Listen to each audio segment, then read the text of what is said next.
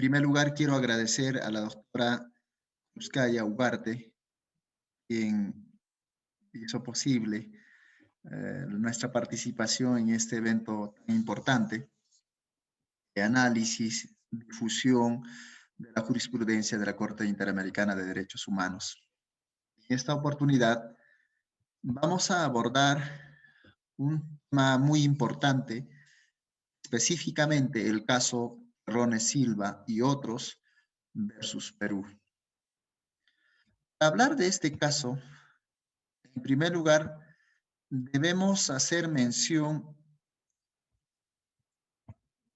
al caso concreto, al resumen del mismo, que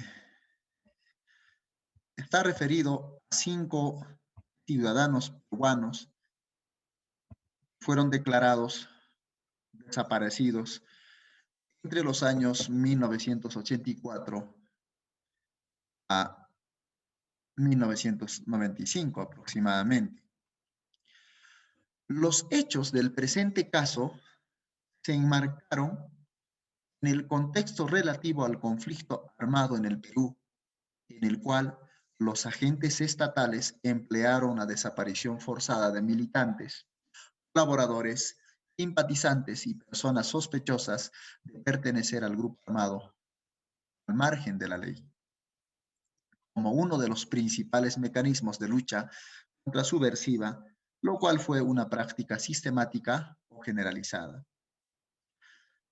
En este caso, la Corte determinó que las universidades fueron instituciones referenciales en el surgimiento del Partido Comunista del Perú, Sendero Luminoso, ser un espacio estratégico tanto para la difusión de su ideología como captación y reclutamiento de militantes entre los estudiantes y profesores. Esto provocó que las universidades fueran estigmatizadas, violentadas, tanto por grupos subversivos como por el Estado, y una especial persecución a los universitarios por agentes estatales, especialmente entre los años 1980 a 1995, aproximadamente. Se precisa que en el año 1992 fue el año con más desapariciones forzadas selectivas de estudiantes. En este caso, como introducción, queremos hacer mención, se trata de 5 ciudadanos que desaparecieron en distintos años, pero todos por motivos o causas relacionadas al terrorismo ocurrido en nuestro país. Rones Silva y demás ciudadanos que más adelante vamos a precisar. Obviamente debemos verificar si el Estado es parte o es competente. El Estado peruano es parte de la Convención desde el 28 de julio de 1978 y reconoció la competencia contenciosa de la Corte el 21 de enero de 1981. En consecuencia, es parte de esta convención. Como hechos probados, principalmente se tiene como base el informe final que emitió la Comisión de la Verdad y Reconciliación del Perú, institución que fue creada del Estado en el año 2001 a fines de esclarecer el proceso de los hechos y responsabilidades de la violencia terrorista, de la violación de los derechos humanos producidos desde mayo de 1980 hasta noviembre de del 2000. La Comisión de la Verdad y Reconciliación hizo, entre otros, un análisis pormenorizado y a su vez también generalizado de las violaciones de derechos humanos, las responsabilidades en que incurrieron no solo los agentes del Estado, sino miembros del Sendero Luminoso. Incluso utilizaron cuadros estadísticos. Y esta información o este informe resultó siendo una fuente importante a fines de que la Corte Interamericana de Derechos Humanos resuelva este caso concreto. Entre otros, como hechos probados, se tiene que el modus operandi seguido por los autores de las desapariciones consistía en la selección de la víctima, detención de la persona, depósito en un lugar de detención, eventual traslado a un centro de reclusión, interrogatorio, tortura procesamiento de la información obtenida, decisión de la eliminación, eliminación física, desaparición de los restos, así como el uso de los recursos del Estado para esos fines. Todo el proceso, el común denominador fue la negación del hecho mismo de la detención. Existían testigos que dicen si han presenciado la detención, ¿no? El traslado a un cuartel, a un centro de reclusión.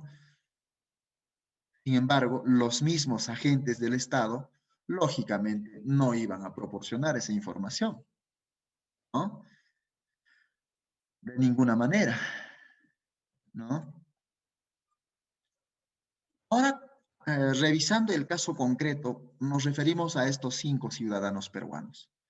Wilfredo Terrones Silva, Teresa Díaz Aparicio, Ori Rodolia Isela Tello, Néstor Rojas Medina, Santiago Antesana Cueto, son los 5 ciudadanos peruanos declarados desaparecidos, quienes desaparecieron en diferentes momentos en los años 1984 y 1992.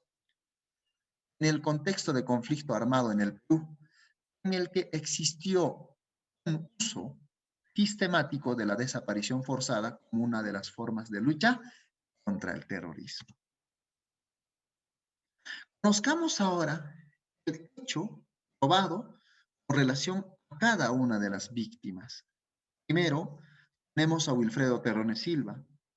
Era un abogado de profesión. Fue visto por última vez el 26 de agosto de 1992. Fue una persona identificada por el Estado como vinculado con el grupo del Sendero Luminoso. Incluso, Wilfredo Terrones Silva ya había sido detenido, ya había sido privado de su libertad en las cárceles de Chiclayo y El Frontón antes de su desaparición. Fue sindicado como subdirector de base, dirigente del Sendero Luminoso en la provincia de Jaén. Además, precisan que formaba parte de la Asociación de Abogados Democráticos. Abogados, dicho sea de paso, defendían, ¿no?, en esos procesos a los sindicados por el delito de terrorismo. Según declaraciones testimoniales de personas que vendían flores en las periferias o alrededores del penal Castro Castro, Wilfredo Terrones Silva fue visto ingresar a este establecimiento penitenciario, pero nunca más salió de este lugar. Y alguien se preguntará, ¿por qué tendría que acudir al penal Castro Castro? Justamente porque su hijo estaba recluido en este establecimiento penitenciario.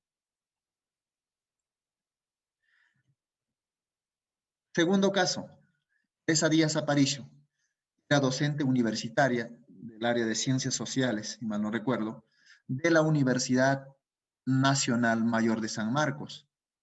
Antes de su desaparición, también fue vinculada con el Sendero Luminoso como colaboradora en proporcionar alojamiento, alimentación, asistencia médica y otros requerimientos solicitados por los militantes de esa agrupación. Incluso, en el año 1989, sufrió el allanamiento en su casa, la detención. Sin embargo, por última vez fue visto el 19 de agosto de 1992, cuando se dirigía hacia la universidad a dictar sus clases como solía. Desde esa fecha se desconoce su paradero. Clodolia Tenicela Tello, una estudiante de la Universidad Nacional del Centro del Perú.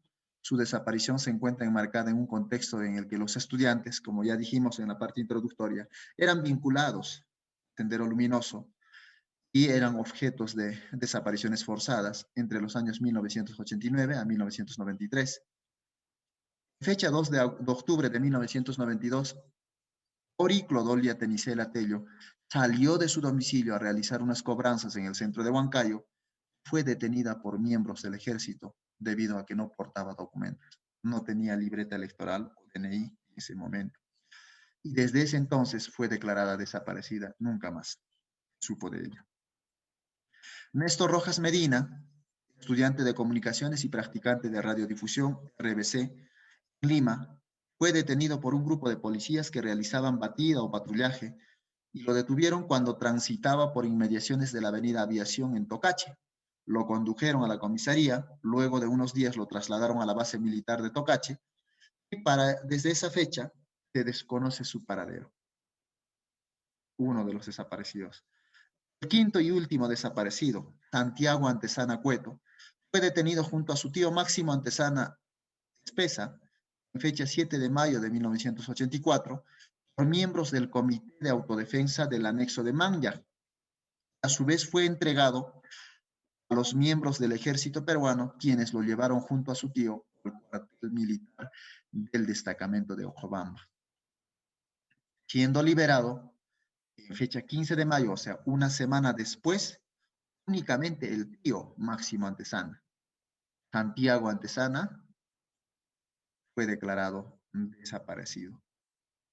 Pero lo más resaltante es que su tío, Máximo Antesana Espesa, refirió fueron torturados mientras permanecían detenidos en la base o el destacamento militar de Ojobamba.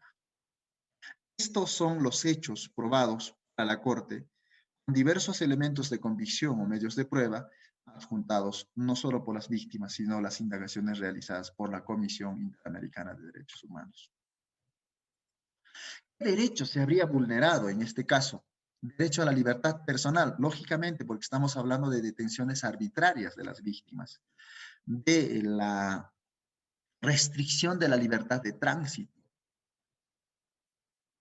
Otro derecho afectado, derecho a la integridad personal, el solo hecho del aislamiento prolongado, la retención prolongada, la incomunicación activa implica el tratamiento cruel e inhumano, además de la tortura, alegan los familiares. Derecho a la vida, lógicamente, se presume la muerte de las víctimas como consecuencia de la tortura y posterior desaparición. Se afecta un derecho fundamental a la vida. Otro derecho vulnerado, y ha sido advertido por la Corte, es el reconocimiento a la personalidad jurídica. Lógico, cuando una persona nace, se inscribe en registros públicos, en registros de Estado Civil, en la RENIEC. Cuando fallece, también se considera como tal y es parte del reconocimiento de esa personalidad jurídica. Pero si hablamos de una desaparición, no se concreta esa. Solo se presume la muerte y por ende el desamparo, ¿no? Para los fines legales de este ciudadano. En cuanto a las reparaciones, la Corte estima dos formas de reparación: las medidas de rehabilitación y las medidas de satisfacción. Como rehabilitación tenemos, la Corte ordena al Estado brindar gratuitamente, sin cargo alguno, tratamiento psicológico adecuado y prioritario a los familiares de los afectados de la desaparición forzada. Otra medida de satisfacción sería la publicación de resumen oficial de la sentencia en el Diario Oficial del Peruano. Realizar un acto público de reconocimiento de responsabilidad internacional también. Se coloque una placa en la Universidad Nacional Mayor de San Marcos en homenaje a Teresa Díaz Aparicio, puesto que no cuenta con familiares beneficiados que puedan acceder a una indemnización en el plazo de un año. Entonces, como parte de, si esta persona, si Teresa Díaz Aparicio no tiene familiares, no tiene beneficiarios de una indemnización, entonces en homenaje a ella se coloque una placa en la universidad donde laboraba. Se habrá cumplido, recién vamos a verificar esto.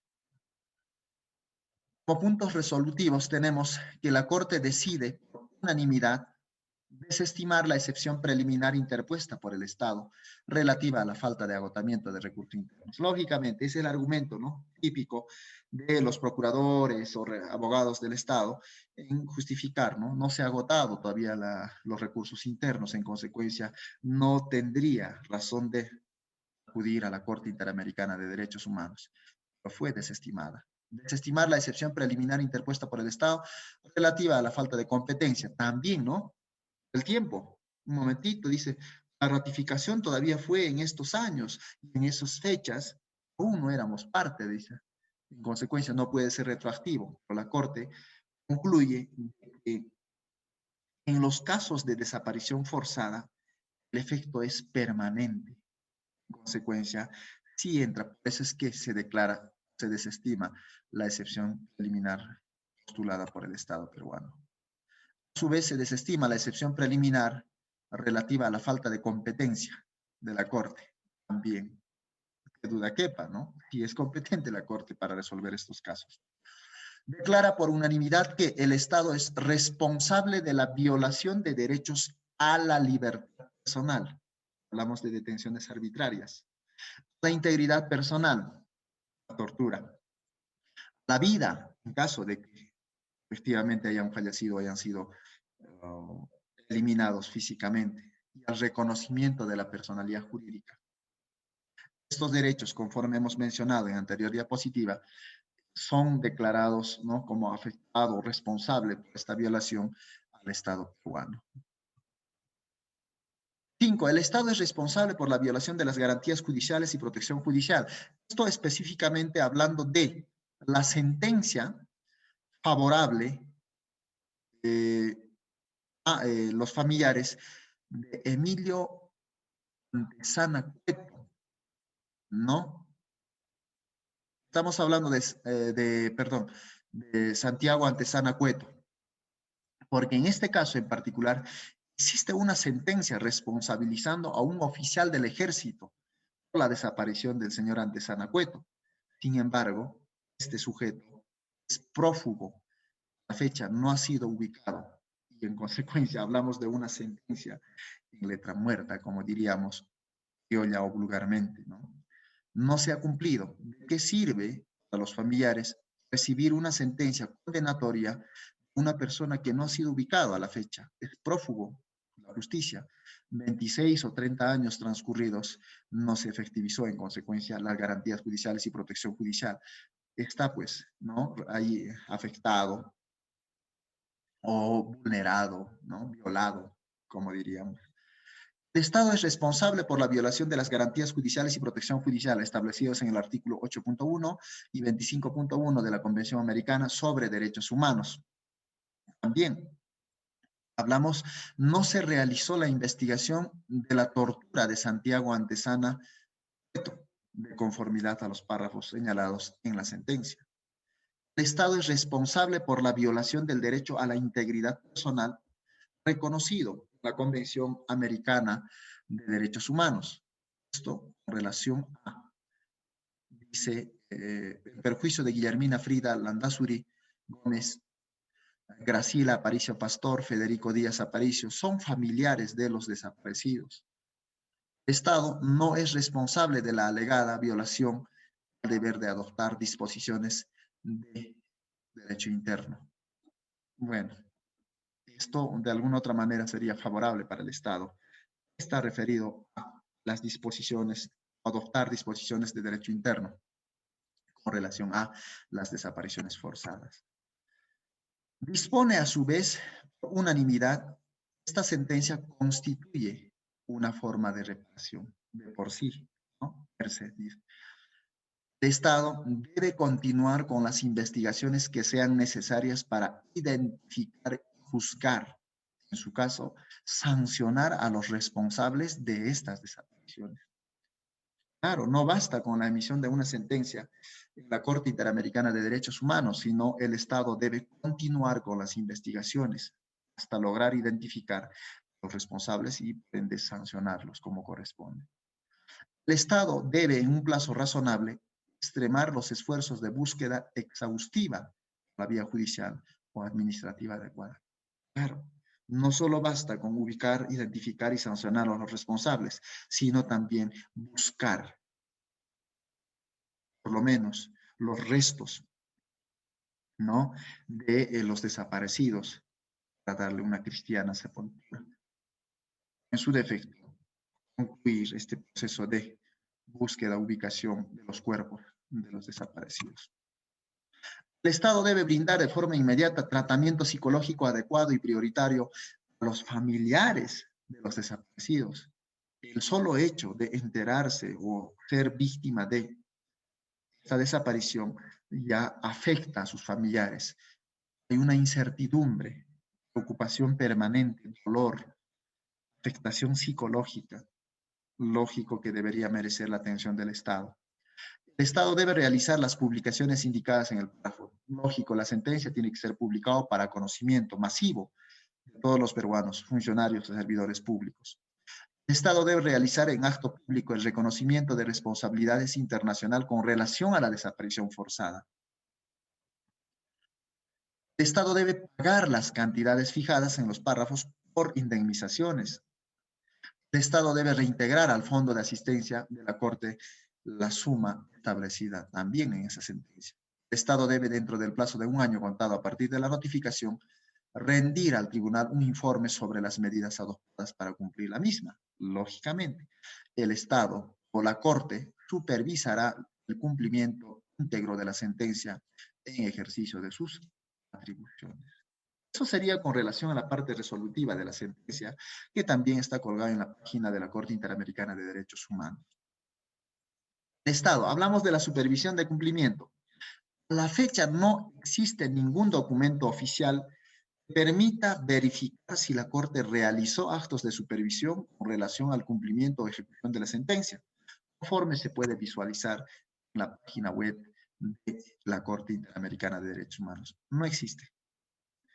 Porque si hubiera realizado un acto de supervisión de cumplimiento, existiría un registro o al menos un acta de ese hecho. En consecuencia, también habría que entender que es una sentencia emitida en septiembre del 2018. En 2019, a finales de 19, quizá hubiera sido propicia revisar o supervisar el cumplimiento. Sin embargo, en el 2020, todos conocemos, se generó esta enfermedad o esta pandemia por el COVID-19, ha hecho que no solo los trámites judiciales se suspendan, sino también parte de las actividades de la Corte Interamericana de Derechos Humanos. Como apreciación personal, ya en la parte final, los alcances de la sentencia resultan necesarios que atienden una demanda sobre todo de los familiares o afectados directos. Sin embargo, su cumplimiento resulta más importante que el contenido en sí de la sentencia. Consecuentemente, los estados parte no deberían esperar una notificación o un requerimiento de cumplimiento, sino cumplir la sentencia resarciendo los daños, evitando hechos similares a lo advertido en el presente caso. Esta es una apreciación personal. Puede generar discrepancias, debate, es respetable. Sin embargo, consideramos que el Estado debería realizar actos de cumplimiento a lo dispuesto por la Corte Interamericana de Derechos Humanos, no solo en bien de las víctimas, sino en bien de toda la ciudadanía en conjunto y a su vez buscar la forma de evitar hechos similares en el futuro. Muchas gracias por vuestra atención. Nuevamente agradezco a la doctora Cruz Ugarte Boluarte por la invitación y a todos los amigos integrantes de Cátedra Libre de Derecho Internacional de los Derechos Humanos. Muchas gracias por vuestra atención.